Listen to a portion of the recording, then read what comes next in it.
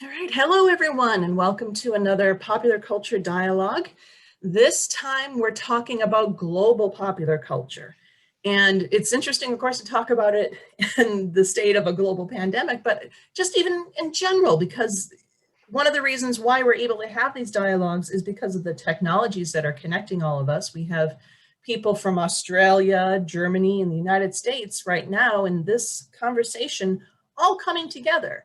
So one of the things that I'm really interested about in this conversation is, do we have a global popular culture? Is there one? Are there multiples? I mean, how does all of that work? Because we tend to think popular culture may be more localized. And that's kind of what we're going to be talking about next week when we talk about folklore and popular culture. But to get us started then, we have four lovely discussants here today, and I'm going to throw it over to Claudia first to introduce herself. Hi, my name is Claudia Busafero, and it's a pleasure to be here. And I am an assistant professor at RIT, the Rochester Institute of Technology. And my most recent publications came out this week and it's on superheroes. Thanks. Are you looking at like American superheroes or more international? This particular piece is on Black Panther. And I can announce it, I guess. It just came out. It's in Critical Studies in Media Communication. And it's looking at intersections of race and gender and the representations that show up in Black Panther in connection to a larger tradition of bodies of color within the film industry. So that's the newest thing. The other thing I do, my most recent book is on the X-Men films. And so, yes, looking forward to talking about global film and popular culture. Wonderful, wonderful. I've always been really interested in global superhero culture, especially for how the superhero is such an American genre and creation, but then how it was appropriated everywhere. It's a very fascinating thing to look at. So yeah. I'm going to have to look at your Black Panther work, I think. All right, and then we're going to go over to my other side for Christopher. Yeah, hello everyone. My name is Christopher Zuzik. I'm a PhD candidate at Paderborn University in Germany, and my PhD project is about kawaii metal, and that's a Japanese metal genre that also globalized in a sense, and I analyze it under post-colonial concepts. And post-colonial is a really good topic to bring in, I think, to this discussion too, about global popular culture and that extent to which we talk about, like, you know, globalization versus globalization and things like that. So can't wait to hear what your thoughts are on global popular culture. And then we're going to go down below him, down to Benjamin.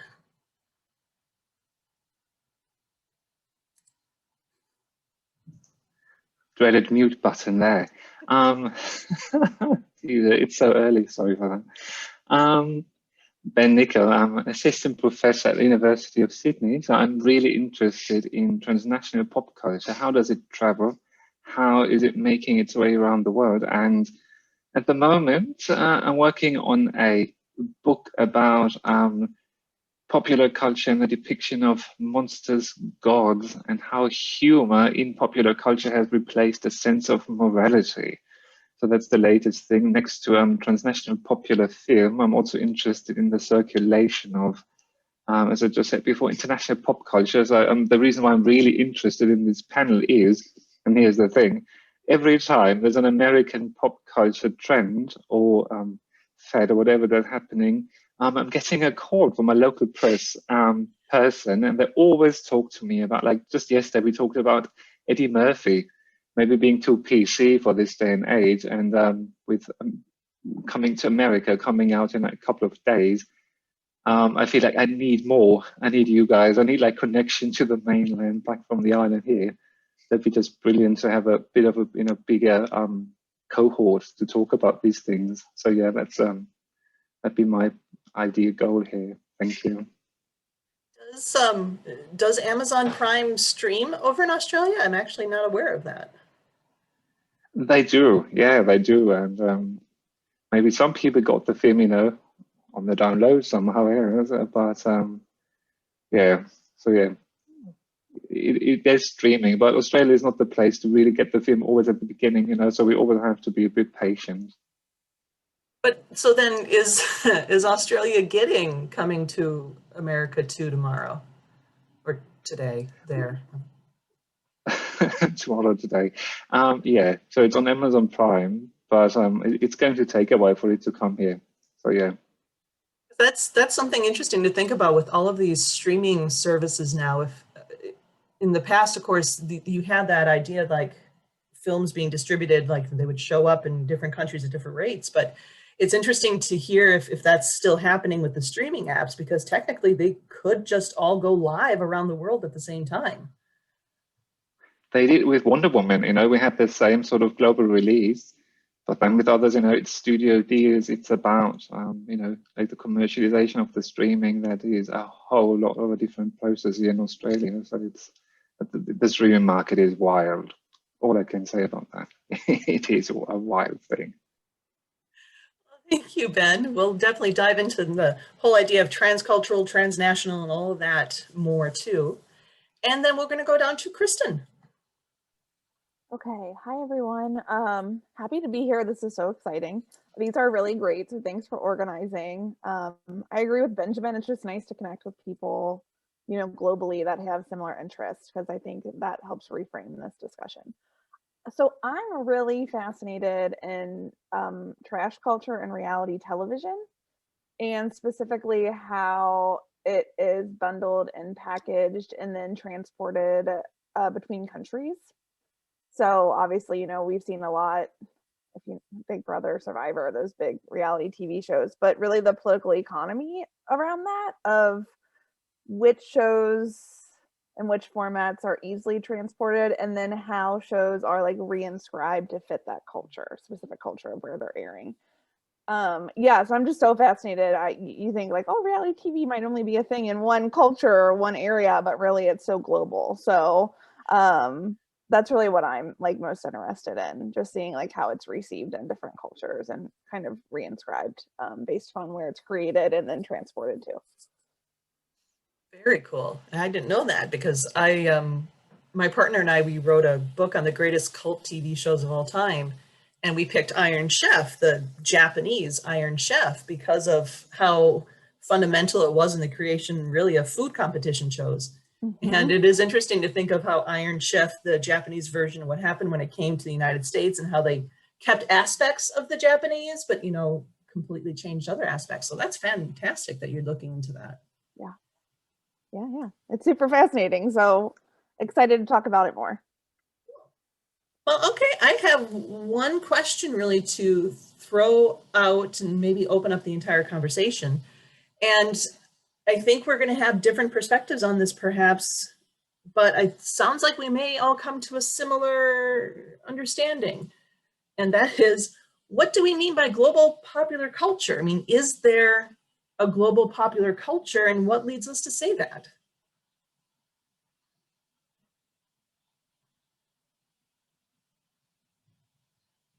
Whoever would like to go first.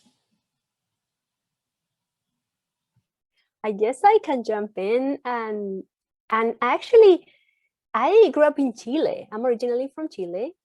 And so when you say global popular culture, I am thinking about things that travel internationally and that become trends, kind of like what Benjamin said. And so I'm thinking in terms of, you know, social and cultural trends, but also industry processes.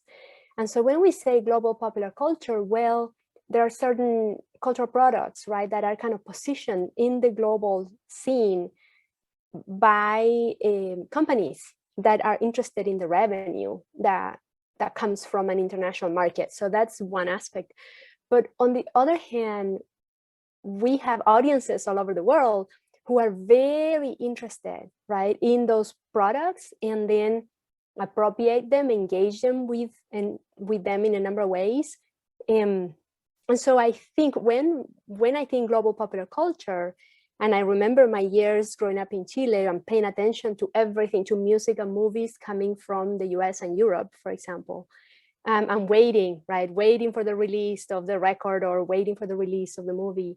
I think on the one hand, we can think about it in economic terms, but we also need to think about it in audiences term and kind of what's going on there.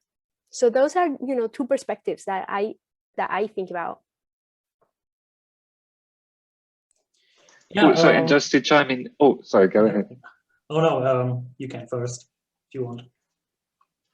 Just Claudia, I think that point is brilliant. And, you know, when I'm looking at Netflix and the whole streaming industry revolution there, I mean, with Netflix now, I think there's 300 million subscribers, most of them outside the US. And, you know, I think what you just said really makes a lot of sense. It's really all about how does the content travel and how has platform emotionality, you know, this idea of platforms, I think, is something we need to really rethink at this point, and how the market actually regulates the platforms, but how content and platform, you know, are interacting, and how the two of them create this like new emotional global popular sphere. So it's, you know, there's a subsidiary office of Netflix in every city, in every major town, but almost, you know, it's just insane. But there's also a new, like almost a resurgence of the nation state when it comes to these like content platforms and hubs.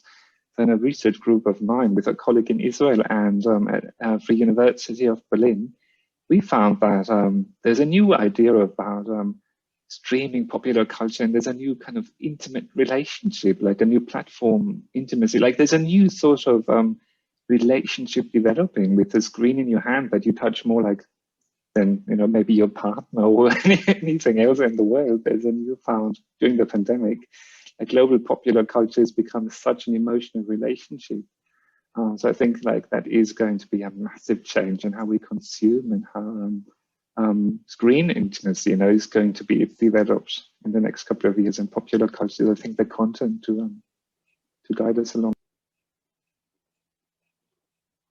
Yeah, right. And this emotion, I think, are very connected to the aesthetics of the products, I think. And in music, there's this term like, let me look it up, global musical vocabulary. So if you play a minor chord in Germany, everyone around the world does get the emotions that are conveyed in these patterns or in the chords and the melodies, etc. So it's not so far-fetched to think the product and the aesthetics together with the distribution and also the interconnection of locality and globality. So it's, I think it's in music, popular music, we also talk about globalization. So these things come together. And when I analyzed Japanese music, there was also this sociologist who coined the term odorless culture. So that Japanese music doesn't sound Japanese. And that's the reason why it's spreading globally, because everyone can understand it. And because it got rid of a lot of parts that sound like traditionally Japanese. And I put it in quotation marks because there's also another thing about this culture essentialism, what is Japanese and what is not in Japaneseness, this discourse, but I don't want to get into it now, maybe later. And that's also a very interesting aspect of the products that are being distributed around the world through Netflix, Amazon Prime, but also music platforms, etc. Yeah, I was just gonna jump in. Benjamin's comment made me think a lot about like cyborg theory by Donna Haraway, and this idea that our technology is like an extension of us, right? Like I even have my phone sitting right here. So it's like, oh, it's actually connected to my body, you know? I mean, you take these things everywhere. And I think that's such a great point. And also tying in this idea of how social media platforms allow for audiences in a sense to reform pop culture. So say a production company is producing a show and then they're seeking engagement, or there's like the second screening online, and then audiences are saying, hey, you know, we like this, we didn't like this. In a sense, the production company still has the control, but I think now the cyborg extension, and then also the idea that we can just like interact so easily, I think now audiences have a bit more say in like the construction of what they're seeing. And even if the power dynamics aren't completely shifted, which they're not gonna be, we know this, I think we do have some agency over what we talk about in the online spaces around popular culture. I know that's kind of all over the place, but just the idea of that extension of ourselves as technology, how that kind of affords us a new way of engaging with pop culture and then shifting it as well, rather than just like a one-way distribution. I think that's really fascinating to think about too, and how that will continue to shift as kind of, I think social media and TV and films are all integrating more and more. Yeah, this reminds me of K-pop, actually, in the United States, where I saw more and more pop artists getting promotion in TV shows, etc. They never had before. And it's because the fandom has this much power because they want it. They demand is there. So companies are pandering to that, obviously. And another point of K-pop fandom and their power, I see. I don't know if you saw that, but it is claimed that they bought the tickets for a Trump promotion campaign and didn't show up. So they manipulated the discourse in that sense. And when I see it on Twitter, it's also, they are very outspoken. They also engaged into Black Lives Matter movement and raised awareness worldwide, also Hong Kong protests and other protests around the world. So it's a giant community, but also has its local roots, and it's really cool to see these interactions between these, someone says fan tribes, but I don't really like this term, but for me it's communities, and communities is more, the term community is more open, so you can use it more flexibly, and people can merge together and go out into their respective locality if they need to. I like this idea of globality and locality, and how we kind of have these power flows and movement flows between them. And I think like you're all talking about with in regards to the technologies that are kind of facilitating such movement. And we can go back to like Marcia McLuhan and the discussion about, you know, how television, especially when we get the satellites in the 1960s, bringing about the global village. But do we only have global popular cultures because of these technologies, or did we have them even before the electronic mass media revolution?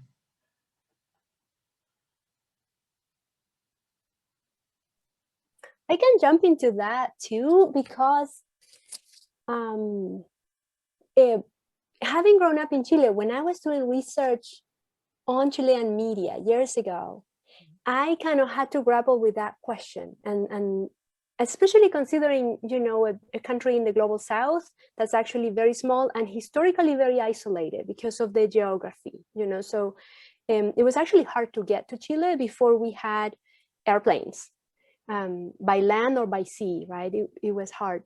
And that created a lot of kind of an insular culture. What I thought was interesting, though, is that if you go back 200 years, they were still so invested in, say, fashion coming from Europe, you know, architectural trends coming from Europe. I mean, there was somebody who literally had a house like disassembled in France, put in a ship, brought to Chile, reassembled in Chile, right? in order to have like the latest in architecture.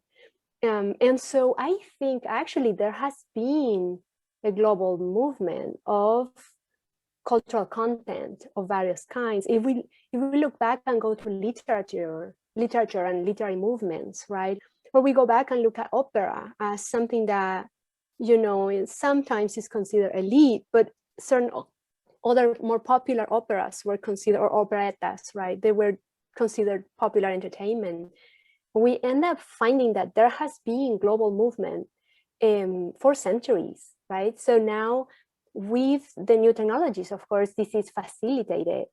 And what's interesting is what you were mentioning regarding, or some of you were mentioning regarding platforms and audiences at the same time, right? The embeddedness of the different platforms. So you watch it on Netflix and then you are tweeting about it. And then you are connecting through certain hashtags, right? With both local and global fan communities that are tweeting live pretty much, right? The same day that a certain thing was released, if it was released internationally. And so I think this is something unique to the new era. Like this is something that was not there 20 years ago. So just to chime in there, I think, Claudia, you've got such a great point. It's about, like, you were always becoming, like Krysten pointed out, like we're almost becoming the phone of the content. Like, you know, we're becoming the machine appendage of the content. So like, you know, 30, 40, like 100 years ago, you know, you had these like assembly machines in Chile, like humans who wanted to assemble the things. And now we are, you know, turning into the, like the fan bots almost, you know, like when you go online and you see all these chat bots, and we're becoming this like automated chat bots, and we are automating, you know, they release a piece of content and almost certainly, you know, like we are reacting like chatbots, and the chatbots mimicking us. And like, do we mimic the chatbot? And like, we go online and we populate the content. We go on Insta, and if you've seen this documentary about faking famous, just scary accurate. I thought it was really interesting. Looking at pop culture as like something that machinifies us. Like if you think about, like, we're becoming Borg, you know, if you're a bit of a Trekkie, and we're becoming this like Borg drone hive, and question is, where's the queen? Like, is the queen in the content? And we're turning into like, you know, nice little Borg drones, and the content is ruling us, and we just don't see it anymore, want not to see it. Yeah, what Claudia said about the centuries, I would radicalize this idea. I would go much more back in time, because I think it depends on because we see the movements of humans in the world, where like this anthropological perspective, the Homo sapiens comes from Africa and moves around the world, and where my idea was the medium plays a big role in this globalization and the change of the medium, because in these early days, the medium was not necessarily language, but also language, but the humans that transported the culture around the world. And when we look at the Silk Road, for example, like this cultural bond between China and Europe, there was always this global exchange, but it was much slower, I would say, because it took so long. And now we have these very fast mediums, like 200 years ago, the ships maybe, and then the telephone, the phone, and then TV, and now we have this internet. And that's the new medium, and it's just more fast, and so we are more aware of it. But I think globalization and global movements were always present with human. I think it's ingrained in these, when human moves, culture moves. Yeah, culture is so important to us. It's kind of, helps us define ourselves as individuals, and it's kind of hard to not bring it with you, I suppose. Sorry, Krysten? No, you're fine. Just kind of listening to everybody talk, it makes me just think more about this blending, or I don't want to say erasing, of like high and low culture, right? Like, I think historically things were more separated. This is high culture, this is low culture. And it also makes me think about like accessibility. I'm Not saying there's not a digital divide and we do not have accessibility issues around the globe. We clearly do. But I think as we converge with these like technologies and as pop culture converges too in different realms, I think there is some more of like accessibility to people as well. I mean, even if you're thinking, oh, being able to like visit a museum decades ago was like considered high culture, right? And those who might not be considered elite weren't even able to access that. And now, I mean, if you do have access to the internet or a phone, not saying everybody does, I acknowledge that. But you can like go and like look at, you know, a popular museum in New York City and do like a virtual tour now. So I think too, it kind of is this blending. I recognize that the power dynamics are still there and they always probably will be. We function in, you know, systems of power, but it's just really fascinating to see over time how that shifts and how accessibility, I think, opens up more opportunity for the blending of the high and the low culture. And then how that impacts how we like categorize people as well. And I think that shifts in different cultures too. So I know it's a lot, but I think depending on where you're at, people are classified differently. Like we all find different ways to put people into boxes somehow, no matter where you're at. So that, when people were speaking, it just kind of made me think of that, the blending of high and low culture over time as well. And that's one of the things that I'm interested in is this idea of, you know, I think what Claudia and Christopher were discussing, like we have had this globalized, slower paced globalization, of course, happening throughout human history. But then we also see from like the 1500s into the, the 20th century, really, you had the colonizers who were able to bring their culture with them far better than other people. They had systems of power that made it a far more efficient transmission device, essentially.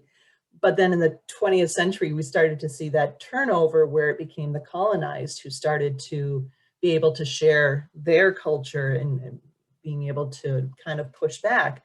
And that kind of brings up this question of, okay, is popular culture then, does it come from the audiences? Is it being made by the people who are engaging with the content and the technologies and the systems? Or does the popular culture come from those who control those systems and create the content? I mean, what actually creates then the global popular culture, I suppose, or a global popular culture?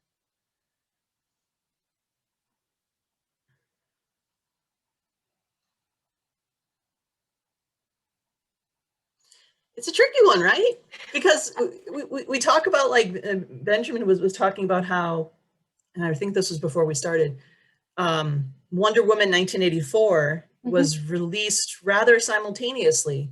And then you could have a global discussion around this new movie, which for all transparency purposes, I thought was horrible, but that's just maybe me.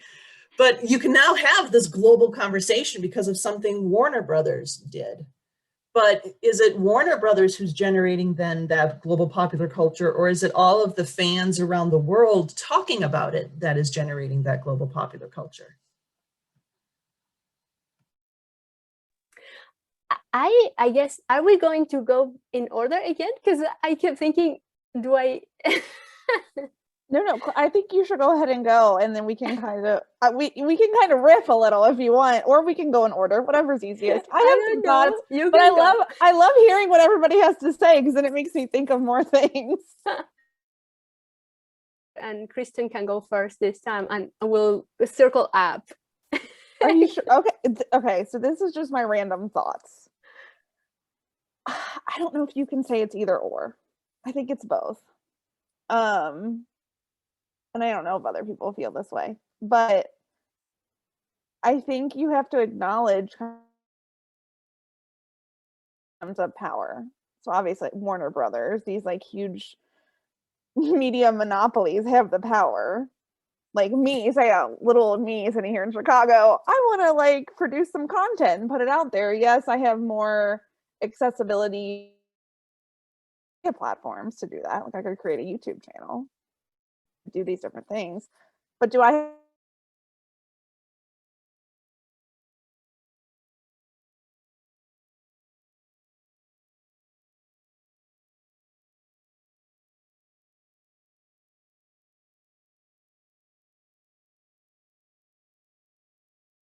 obviously these larger companies with more power and dominance, they have to shift with what their audiences want as well. So I feel like it's both. And it's kind of just like a recycling symbol of both of these things going back and forth. But when we were talking, it made me think a lot about Richard Eiton's work on focusing on Black popular culture specifically, and how Black folks utilize pop culture as a space of resistance and for like political action. So I think that plays into the audience as well. It's like, you know, you can utilize these spaces as like spaces for social justice work to resist and build coalitions. So I think it can do all of these things. I think that's kind of where I'm getting at. I don't think it's just one thing or the other. I think it's like a whole ecosystem kind of working together.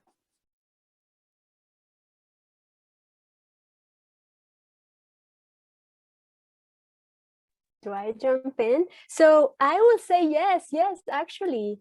I mean, we can go all Hegelian on it and say it's a dialectical relationship, right?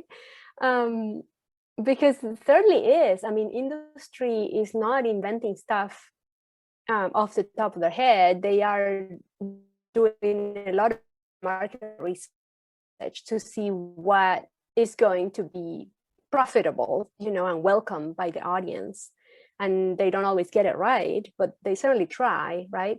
And so industry is taking ideas from the social realm and then working with that, and then doing a large effort to promote the stuff that they create, right? So then it sells.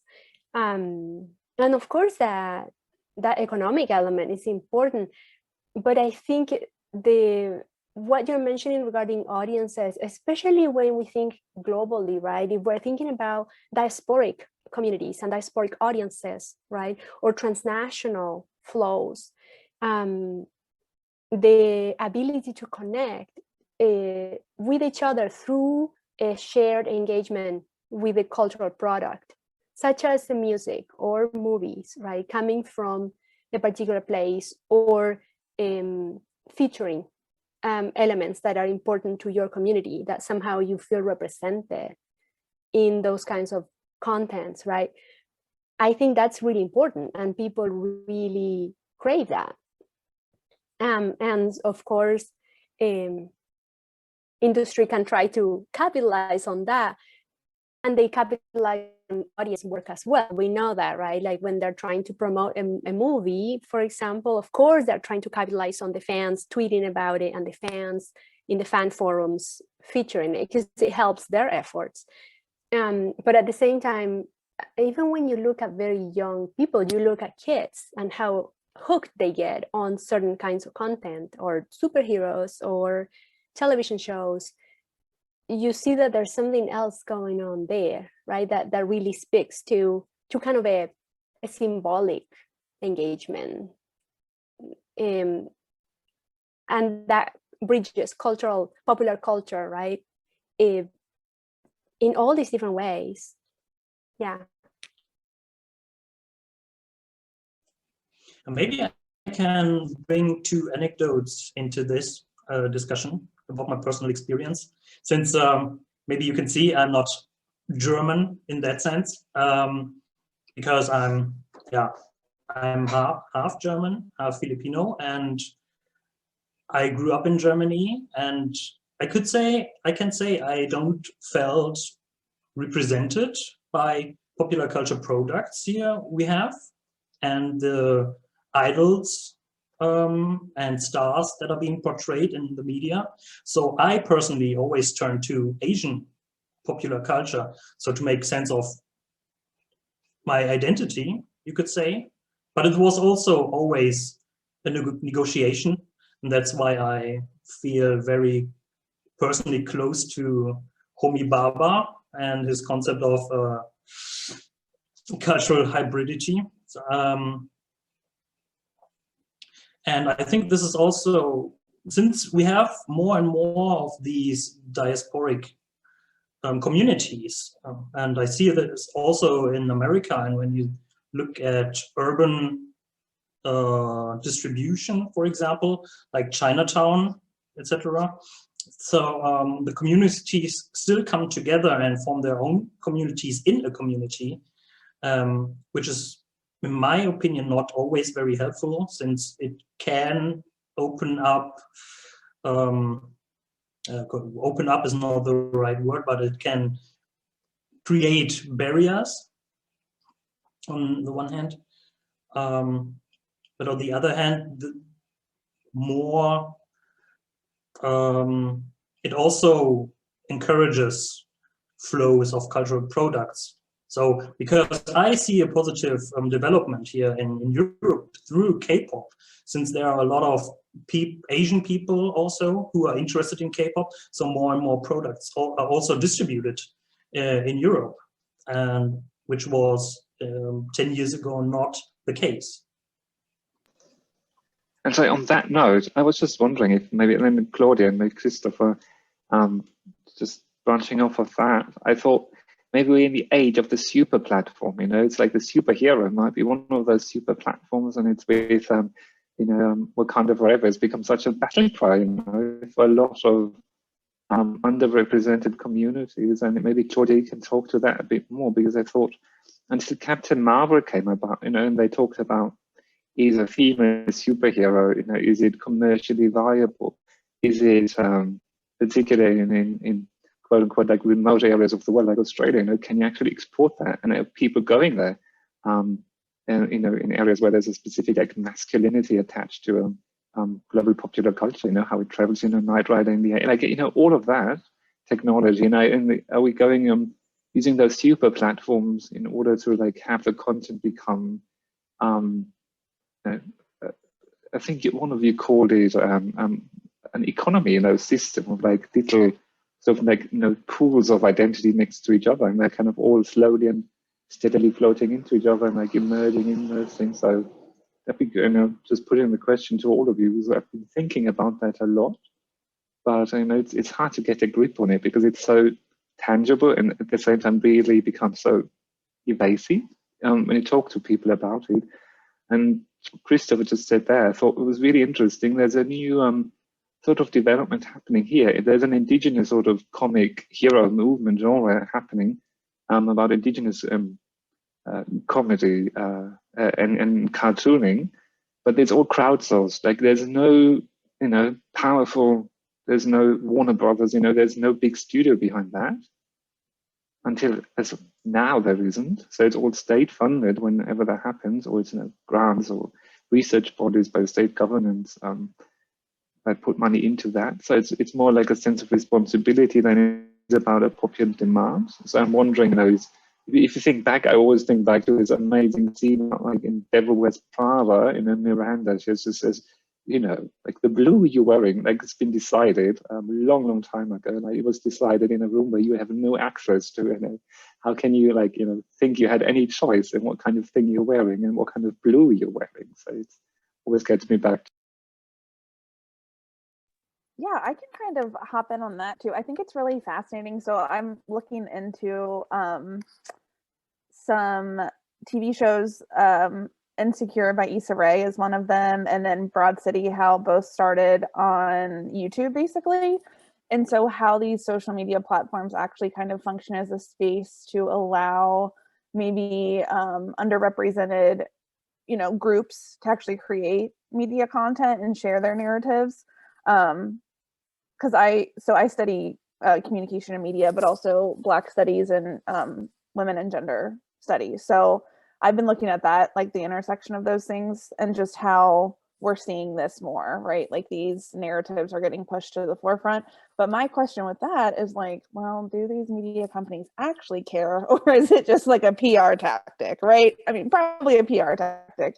But I think that's really fascinating and plays into like in front of and behind the screen representation. So, at varying, and I know now I'm kind of going more into like the political economy side of things, but how production companies are organized, who they're hiring, what those practices are, and then how that shapes the representations and narratives and stories that we actually see.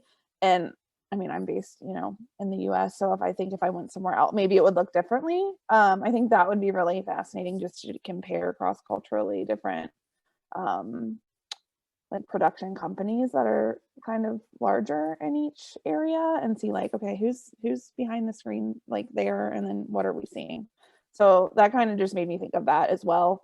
I think there's definitely a bigger push for that that's been happening. Like, okay, you need to actually like tell us what's going on behind the scenes. But we'll see how that continues to shake out, these discussions around diversity and inclusion in the creative and media industries globally. Yeah, that makes me think of the strategies companies use. Maybe you could call it like a populist approach, if you speak in political terms, to engage in the most, to the greatest audience they could, and also speaking for the people. So the companies portray themselves as, we are what we produce, what you want. And you also talked about it earlier. So it's a connection between two sides, not only those not of the industry itself, but also of the people. And this reminds me of colonialism. So when you look at colonialism, the slaves who were brought from Africa to America were not only working for American people to produce goods for American people, but also they were brought back to Africa to sell to these people. So it's a widening of the market in that sense also. So I was thinking about these. I was thinking that we are almost like laying out the territory of where the study of global popular culture needs to go, right? Like these are the kinds of questions and issues that we need to address, and that I think not enough has been published on these. And the landscape is changing very fast. So anything that was published 2-3 years ago, all of a sudden you're like, hey, how about Disney Plus? Or, like, there's new stuff happening. So I think, and that actually, this territory is fascinating because of how many lives it touches and how much is connected to political, economic, social, cultural processes, right? That then take on a different shape or different characteristics in different countries. And we can definitely think about flows, global flows that are initiated from the center to the periphery, right? Or from the top to the bottom. And then others that go from the periphery to the center, or from the bottom up. So I was looking at Chilean television shows, for example, and how interesting it is that there were things that were aired 6 years ago on Chilean TV. I don't live there anymore, so I totally missed it. It's on YouTube now, right? And so it's available to me as a member of a diasporic community in a way that it wouldn't have been before. I was also thinking about what Benjamin brought up, and you mentioned Captain Marvel, but I was actually thinking WandaVision, because that's the newest thing, right? And I was paying attention to how the series is evolving, because it's being released, 1 episode a week, and everybody's watching it. But then it's going to be living in Disney Plus for a while, so newer audiences will be able to binge watch in 2 days the whole thing, right? At the same time, while the thing is evolving, you see all this thing going on, all the speculation on social media, right? The fans are so invested and generating all these theories as to what's going on. And I was thinking, I'm so sure that Disney has like a team of interns monitoring social media. For sure they do, right? And seeing what are the theories that are emerging from the fandom, because those theories will show up in season 2, right? And that's interesting, right? Like how these interconnections are happening and evolving. Yeah, I 100% agree with you. And I don't know if any of you are in any of these like online fandoms. I know this comes back to reality TV, but every week my partner and I watch The Bachelor at the same time every week. And I'm on Twitter, like following the hashtags, right? And then there's a Reddit. And then now I'm in an academic Discord group of academics that watch reality TV across the globe. This is a thing.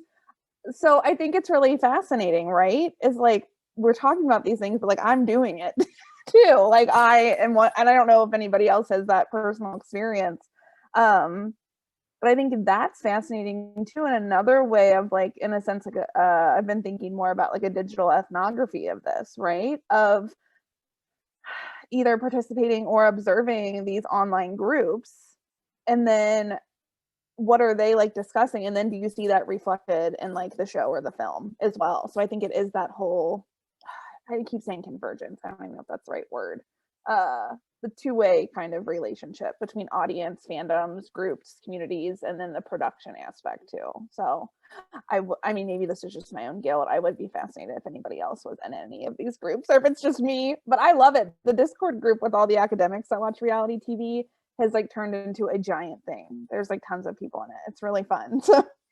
So yeah, I think that's really fascinating too, just to see how these interactions shape what you then see on the screen. Krysten, would it be wild, like far out wild, if they put like somebody captures the stream of that Discord channel with you and your colleagues, and they put it like that becomes its own telly show? It'd be like, academics and The Bachelor, or like in-depth discussions about the ecology, the epistemology of the rose ceremony at the end, and this is like the best thing for like blue collar comment, like Sarah Silverman. They have a feast. Should have a field day with that. I think it's just underrated content. We are producing the content, I'm telling you. We're becoming like little mini studios for the studios, like we are writing the scripts. So I think what Claudia said before, like even like the content from Chile travels faster than, the people. So it's like maybe your series is there before you get there, particularly these days with the pandemic. So I think we're like competing with the content in terms of migration, in terms of, like it becomes its own little avatar that we are like, no, because sometimes I'm thinking we are becoming, the content, and the content is becoming us. So it's a bit scary, but a bit Black Mirror. But yeah, I think that's a great point. Okay, well, you like just described like my dream project. Because I always am thinking like, okay, I would love, and I don't know if anybody's used Netflix Party at this point. There was like an extension called Netflix Party when we just went into like COVID. And so I did it a couple of times with friends, and I think we're going to start to see, this is my prediction, I think we will start to see this more with okay, do you have something? Well, not about Netflix Party, but here's my age coming in. Back in 2008, I moved to Denmark to do my postdoc. And one of the things I started looking at was how we were kind of in the beginnings of early streaming, really, of content online, especially television shows. And for example, NBC and CBS were doing these interesting experiments to create online spaces where people geographically dispersed could come together and watch something at the same time, talk about it, and even in some ways interact with the screen. Like it was, I think, CBS, where you could throw like tomatoes at the screen. Like if you didn't like anyone, you could throw a tomato at the screen.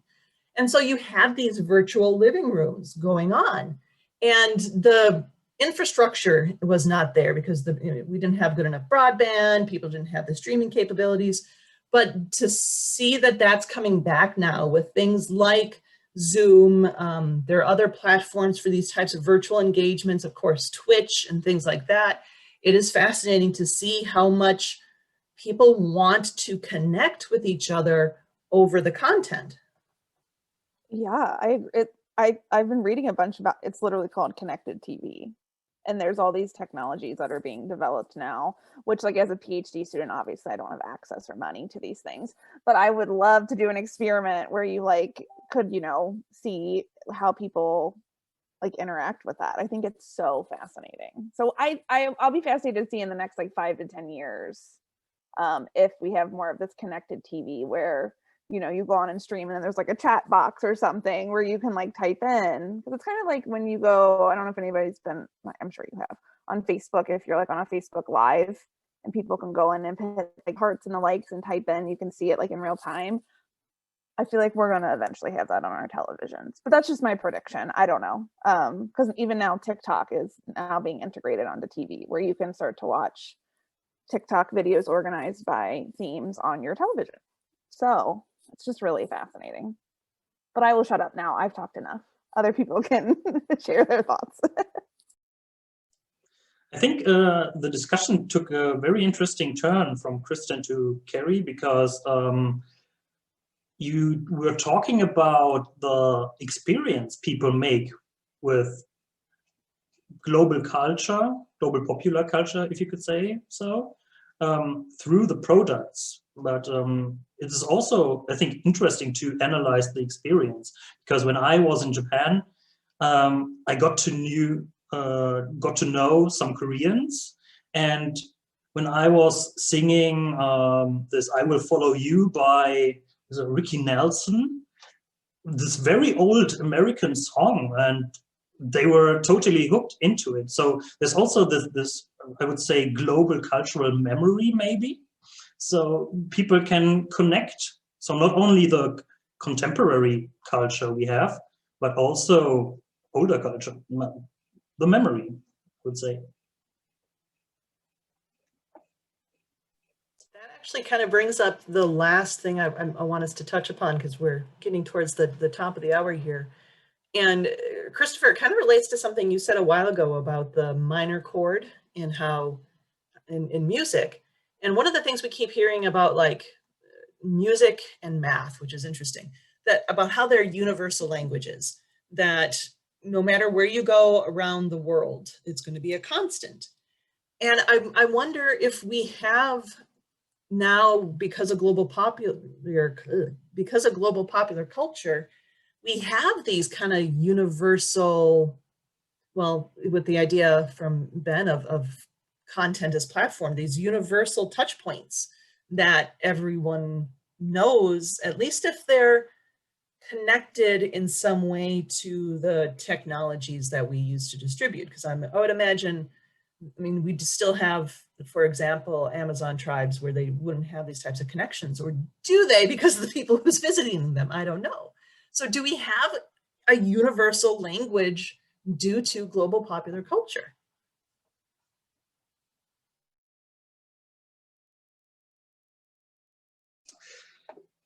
If you can break it down, I would say kind of, because I also, because I don't want to get into this essentialist position that yes, we have, but I wouldn't say so, because it's a constant negotiation, what is being understood and being portrayed globally or as global popular culture. You could also say, yeah, this is a popular culture and distributed globally, but maybe other cultures won't see it as global. So there's also this kind of imposition of what is global on the one hand, but on the other hand, yeah, it's a negotiation. It's also maybe one anecdote I can talk about there. I met some metal fans in Japan, and they have a different metal culture than in Germany, and but we could still connect because we have there were also some similarities, and also this memory we have about maybe Metallica and Megadeth and the bands who were globally successful, and this is also memorized culturally in these subcultures worldwide.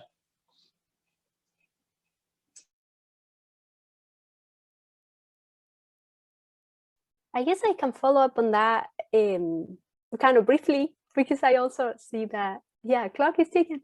I think, you know, there is a common language that's emerging in connection to global popular culture. And I think that's interesting, right? And there are common reference points. Like Christopher just said, right? Like if you think about metal music, like you have to know Metallica and you have to know Ramones and you have to know there. And of course, there is a certain social hierarchy there because British bands get distributed all over the world, metal coming from British and American bands. We don't get to hear about Japanese metal everywhere in the world, right? So the flow is unequal, but there is something there that fans from different places can share and connect to. And I think the same happens with different kinds of cultural products, right? Different kinds of movies, different genres of reality television, and so on. Yeah.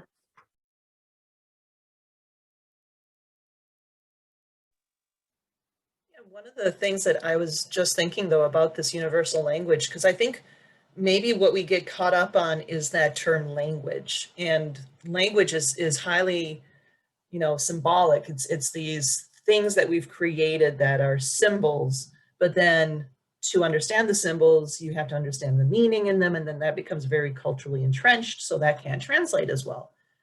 But maybe what's the universal in global popular culture is the affective experience, the sensations that it causes. Because I think coming out of psychology, we talk about the primary emotions that exist.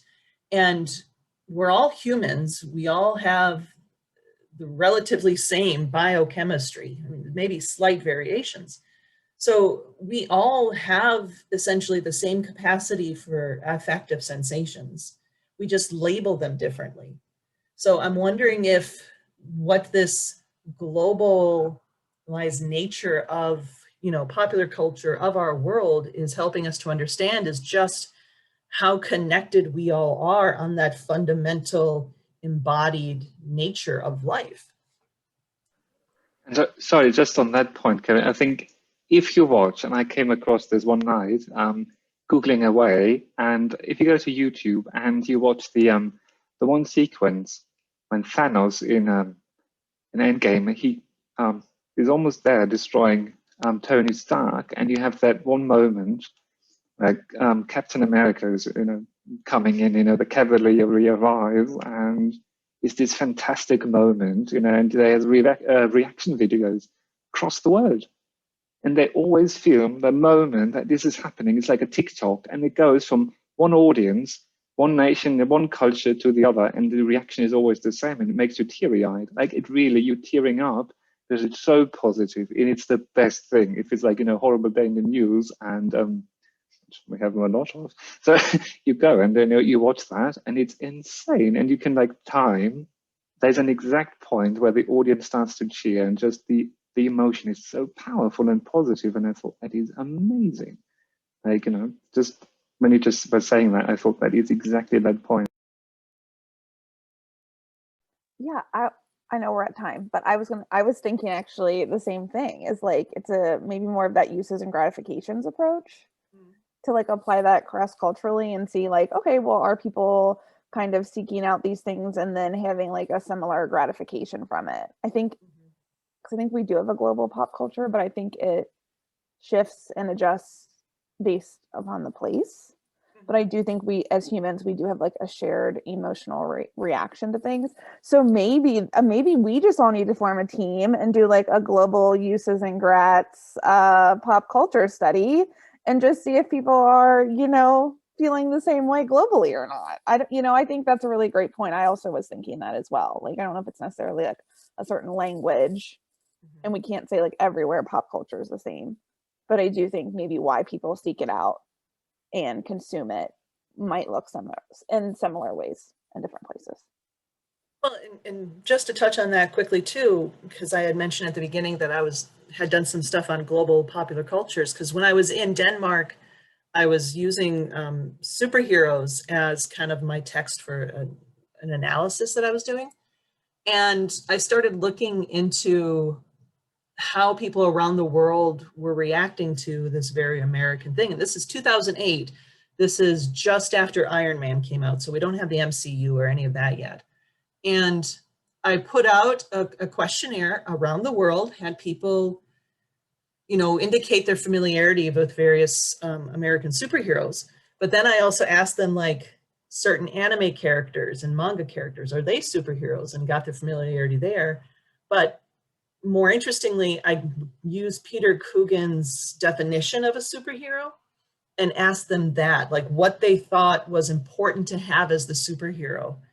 And one of the primary things they said, besides, like, you know, costume, was that moral relationship between the superhero and their community. And I think, again, we have, it's kind of like that affective thing. I mean, our morality, it emerges in all these different ways, in very culturally specific ways. But at its core, we kind of all have this idea of the golden rule of, you know, do unto others as they do unto you. So we have a commonality. It's just the way that we express it might be different. So maybe to end on that note, because yeah, I think that would be great if we could study that more. And I'm all for, you know, the ending of the demonization of emotions and affect anyway. So the more we can stop doing that, the better. And so I want to just thank everyone for coming to this conversation today. I've got about 5 Post-it notes with ideas down. So yay, more projects. But yeah, thank you for this. This was very fascinating and very eye-opening in a lot of different ways. Thank you, Caroline, for creating the space for this conversation. It's super fun. And it's amazing that we are all located in all different parts of the world too. So it's an example of global communication, right? Around global popular culture. So it's a pleasure. Good. I'm glad you find it useful. And I'm hoping we can keep these going. Yeah, thank you. I was going to say that too, like, oh, we're participating in it right now. So it was really great to hear everybody's thoughts around this. You know, it made me think in different ways as well. So thanks for organizing, and thanks everybody for taking the time. It's great to connect. Thank you. That was really nice. Thanks. Yeah, thank you. Benjamin, for being here so late at night or early morning. It's confusing. Totally worth it. Really interesting discussion. Thank you so much. Yeah, thank you. It was a pleasure, as always. Great. And I'll see some of you back next week for the folklore one. And everyone who's watching this on YouTube, that'll be the next one after this. And it'll be interesting then to go from the very global to possibly the very local when we look at folklore. All right, have a good one, everyone.